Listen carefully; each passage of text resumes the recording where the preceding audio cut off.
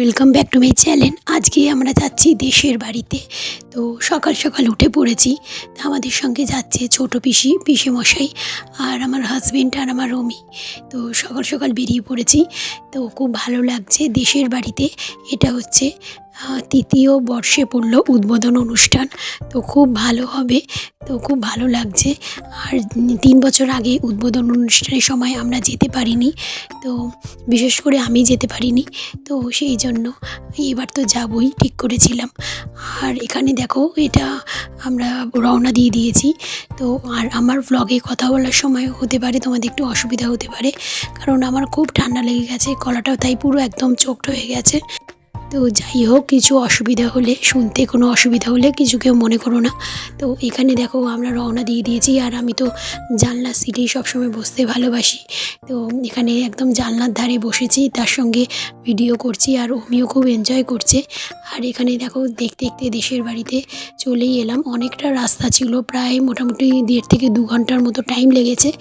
আর এই যে আমাদের রাধাবল্লভের মন্দির দেখতে পাওয়া যাচ্ছে, আমাদের দেশের বাড়ি। তো এখানে নামলাম। তো এখানে আমাদের অনেক বহু বছরের পুরনো রাধাবল্লভের মন্দির, শালগ্রাম শিলা এগুলো রয়েছে। তো তোমরা এর আগেও আমার ব্লগে দেখতে পাবে রাধাবল্লভের মন্দিরে জন্মাষ্টমীর অনুষ্ঠান, এছাড়াও রাস পূর্ণিমার অনুষ্ঠান।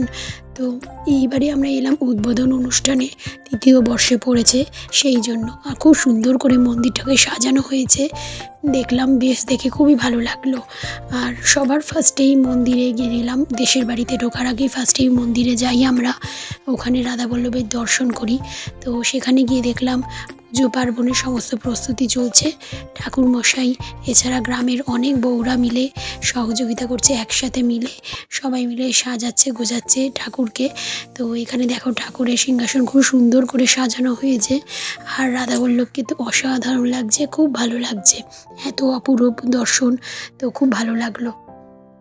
তো আমাদের দেশের বাড়ি হচ্ছে বর্ধমানের জামালপুরে। যারা জানো না তাদেরকে বলে দিলাম। তো অনেকেই জানো, এর আগে আমি অনেক ভ্লগেও বলেছি। আর এখানে দেখো রান্নার কাজ চলছে, ভোগের রান্নার। এখানে আলু টালু কোটা হচ্ছে, আলু ভাজা হবে। এছাড়া এখানে হচ্ছে পোলাও, আলুর দম, তারপরে ছানার কোপ্তাকারি দারুণ, তারপরে পায়েস, বোঁদে, সমস্ত কিছুই খুবই ভালো আয়োজন হয়েছে। তো এগুলো আমি রান্নার ভিডিওগুলো একটু তোলার চেষ্টা করছিলাম। তো এখানে ঠাকুর দিয়ে রান্না করা হচ্ছে। তারপরে এখান থেকে দেখলাম সব কিছু সুন্দর করে সাজানো গোছানো হয়েছে। আর এখানে দেখলাম ঠাকুরের ভোগ সুন্দর করে সাজিয়ে এখানে রেখেছে। এক্ষুনি রাধাবল্লভকে এই ঘরে নিয়ে আসবে, এটা ঠাকুরের খাবার ঘর। আর এখানে সমস্ত ভোগ দেওয়া হয়েছে ঠাকুরকে, ঠাকুরের উদ্দেশ্যে ফার্স্টে অর্পণ করা হয়েছে। তারপরে ভোগ নিবেদন করার পরে খাবারের আয়োজন শুরু করা হবে। আর এখানে দেখো, এবার আমরা দেশের বাড়িতে ঢুকছি। এটা হচ্ছে আমাদের একদম দেশের বাড়ি, পুরনো বাড়ি, মানে বলতে পারো এটা আমার আসল শ্বশুর বাড়ি। তো এখানে দেখো এত ভালো লাগছে, চারপাশটা আগেকার দিনে যেরকম ছিল। তো এর আগেও ব্লগে যা বললাম দেখিয়েছি, তাও আমি আরেকবার দেখাচ্ছি, যারা দেখোনি দেখে নিতে পারো। আর এই যে এইটা হচ্ছে, এবার আমরা ঢুকছি, এটাই হচ্ছে আমাদের বাড়ি, দেশের বাড়ি। এখানে দেখো অমি আর অমির পাপা বসেও পড়েছে ঘরে ঢুকে। তো অমি তো একটা খেলনা পেয়ে গেছে, সেটা নিয়ে বাজাচ্ছে, তবলা নিয়ে। তো যাই হোক, আর অমিরও খুব ভালো লাগছে, ও প্রায় মোটামুটি এই নিয়ে 2 বার হলো এসেছে। তো খুব সুন্দর করে সাজানো গোছানো হয়েছে রাধাবল্লভের মন্দির। এমনকি এই যে প্লেসটা দেখছো উঠোনের মতো, এটা আগে এরকম ছিল না, পুরো মাঠ ছিল। তো এটা যখন মন্দিরটা যখন পুরো পুনর্নির্মাণ হয়, তখন সেটাও পুরো সুন্দর করে পুরো পুনর্নির্মাণ করে একদম সেট লাগিয়ে পুরো আয়োজন করা হয়। আর এখানে দেখো ঠাকুরকে ভোগ নিবেদন করা হয়ে গেছে, আমরা দর্শন করলাম। এরপরে আবার বাড়ি আসলাম। তো অমি তো খুব দৌড়াদৌড়ি করছে, খোলা এত বড় জায়গা পেয়েছে, খুব এনজয় করেছে।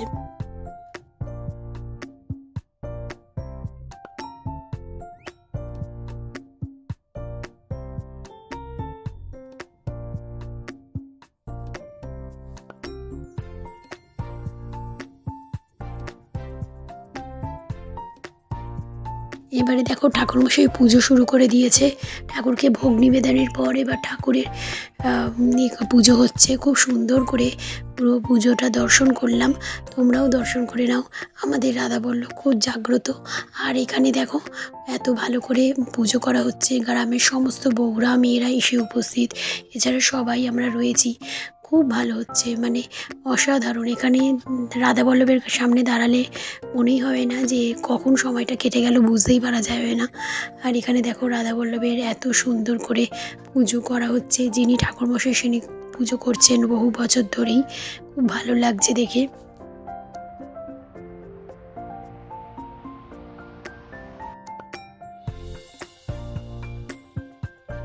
এরপর এখানে গ্রামের শুধু এই গ্রামের নয়, পাশের গ্রাম থেকেও অনেক মানুষ এসেছে। এখানে নারায়ণ সেবা, এক কথায় মানে এখানে সবাইকে বসিয়ে খাওয়ানো হয়, ঠাকুরের ভোগ দেওয়া হয়। তো সমস্ত মানুষ এসেছেন গ্রামের, তো প্রসাদ নিতে, তো প্রসাদ গ্রহণ করতে। এখানে আমরাও বসেছি। ওনাদের আগে খাওয়া হয়ে যাবে, তারপরে আমরাও বসবো। তো খুব ভালো লাগছে দেখে একসাথে এত মানুষ। তো চারপাশে যত গ্রাম আছে যা বললাম সবাই একসাথেই আসে। তো সবাই মিলে আনন্দ করে ঠাকুরের প্রসাদ গ্রহণ করে। তো খুব ভালো লাগে। মানে নারায়ণ সেবাই হচ্ছে সবার থেকে বড়। আর এখানে দেখো এবার আমরা বসেছি। তো এখানে দেখো এখানে অমিও বসে পড়েছে। এই ক্রিপসি আলু ভাজাটা তো দারুণ লেগেছে। তো অমিরও খুব ফেভারিট, এটা খুব ভালো লাগলো। তারপরেই ছিল ঠাকুরের ভোগের মধ্যে সাদা ভাত। তো তারপরেই এসেছিল পোলাও। তো পোলাওটা দুর্দান্ত খেতে ছিল, অমির তো ফেভারিট পোলাও। তো খুব ভালো খেতে লেগেছিল। তারপরে ছিল আলুর দম। আলুর দমটাও অসাধারণ ছিল, পোলাওয়ের সঙ্গে একদম জমে গেছিল। তো এছাড়া ছিল এই যে চানার কোপ্তা, তো এটা আমার সবথেকে বেস্ট লেগেছিল। এছাড়া ছিল চাটনি, পায়েসটা তো নলের গুড়ের অমৃত এক কথায়। আর ছিল বোঁদে। খাওয়া দাওয়া করার পর আমরা তারপর একটু রওনা দিয়েছিলাম চারপাশটা একটু ঘুরে দেখার জন্য আর মিষ্টি কেনার জন্য। দেশের বাড়িতে যখনই আমরা আসি তখনই মিষ্টি না নিয়ে গেলেই নয়, সেই জন্য মিষ্টি তো কিনতেই হয়। আর এই যে এত বড় যে দিঘিটা দেখছো, এটা পুরোটাই আমাদের। খুব সুন্দর জায়গা, অসাধারণ। তো এত ভালো লাগছে দেখতে, মন ভরে যাচ্ছে। তো খুব সুন্দর, মানে গ্রামের যে এত সুন্দর ফ্রেশ এয়ারটা পাওয়া যায়, যেটা শহরে গেলে আমরা পাবো না। তো অসাধারণ, এক কথায় মানে পুরো মন ভরে যায়। এটা নিজের চোখে না দেখলে ক্যামেরায় হয়তো অতটা বন্দি করা যায় না। তো নিজের চোখে দেখলে তবেই শান্তি পাওয়া যায়। আর এখানে দেখো আবার এলাম দেশের বাড়িতে। এবারে দেখো অমি একজনকে পেয়ে গেছে খেলার সাথী। তো ব্যাস প্রচণ্ড ছুটোছুটি দৌড়াদৌড়ি আরোই বাড়িয়ে দিয়েছে। তো প্রচণ্ড এনজয় করছে ওরা, ওদের দেখে আমাদেরও ভালো লাগছে।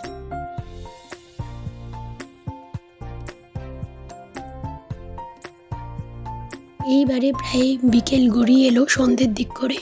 এবারে আমরা রওনা দেব কলকাতার উদ্দেশ্যে। তো খুব ভালো লাগলো, এত সুন্দর করে উদ্বোধন অনুষ্ঠান হলো। তো এখানে অমিরও মন খারাপ, অমিও এবার যাচ্ছে। এই যে মিষ্টি নিয়ে নিয়েছি, এবার বাড়ি ফিরতে হবে।